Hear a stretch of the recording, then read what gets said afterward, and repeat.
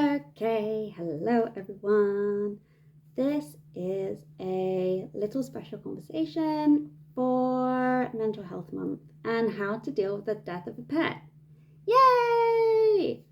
So, yeah, most people have pets. Some people have pets. Not everyone has pets, but pets are an extension of our soul and our soul contract, and they're a member of the family, and they keep us company when they're living, and we can actually have more of a conversation and connection with our pets than we do with lovers, parents, friends, something like this. They are like our children. We will also notice sometimes that their medical conditions are an expression of our subconscious that we haven't really wanted to deal with. Like my cat had a heart condition when I had a broken heart. A friend also her dog had a heart parasite when she also had a broken heart. Another friend's dog was having an upset tummy and didn't want to swallow a tablet when my friend was experiencing some emotional movement that was kind of like a bit of a pill that was hard to swallow, and it just didn't really want to go down. Yeah, I didn't really want to do something about it, but it's okay, like we have these sticky moments. Like animals are that expression of these sticky moments.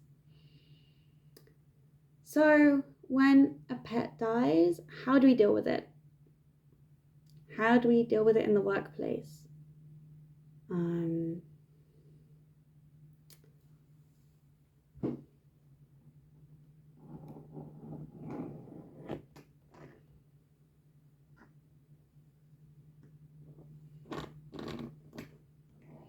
When this little guy died, it took me 6 months to stop crying every single day.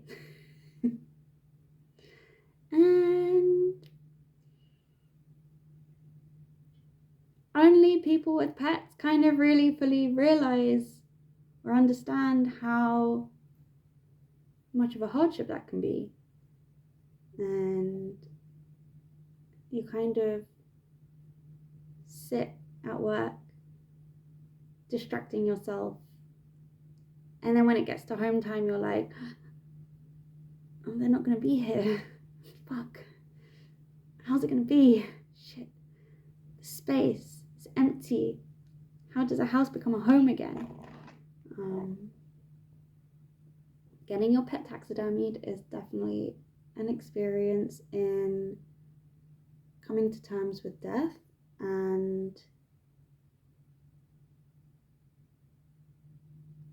a weird opportunity to look forward to seeing them again. His soul definitely got trapped. How'd you deal with that? How'd you process that? Yeah, death of a pet and spiritual awakening. How do we deal with this during Mental Health Week? So, a couple of things that we as corporations or employers or business owners can think about is giving staff who have experienced the death of a pet time off to grieve, giving them space or compassion to be like, hey, yeah, we know they've just died. They are as big a family member as your child, as your husband, as your wife, as your lover, as your partner, as your grandmother. Maybe they are even your grandmother's soul reincarnated, so you can like go through karma again.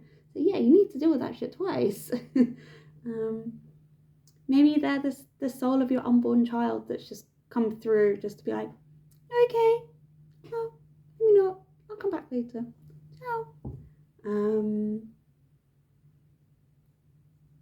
maybe they are some consciousness that needed to have some karmic work done with you two together, and then once the karma is completed, then they pop off and say, okay, ciao, I'll see you again. And then suddenly a new friend comes into your life because that consciousness has been put into a new place because it's been ready and something new happens in your life.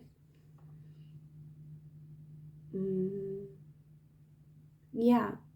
So going back to the employee-employer situation, how do you deal with an employee who isn't performing up to scratch because they have because they have not been allowed to scratch the surface of their grief in the workplace?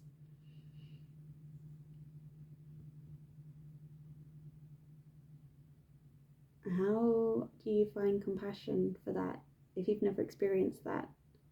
As a non-pet owner, how do you experience your employees who are pet owners that need to experience their grief fully and completely and holy in the workplace? Like, I would say giving them time off to grieve, giving them, it's a form of medical sick leave. It brings into the whole, like, mindfulness isn't just like part of your diversity and inclusivity training or like corporate social responsibility. It's really a function that's like a lunch break. It is as important as a lunch break. And mindfulness goes through so many different areas and so many different topics, including death of a pet. And I also want to talk about spiritual awakening, but this is also 7 minutes. And I kind of feel like the spiritual awakening should be another video. So, with love from Bast on his little in between his death day and his living day. His living day is tonight, and his death day is like 3 o'clock in the morning. He's happy to help you. Thanks. Lots of love.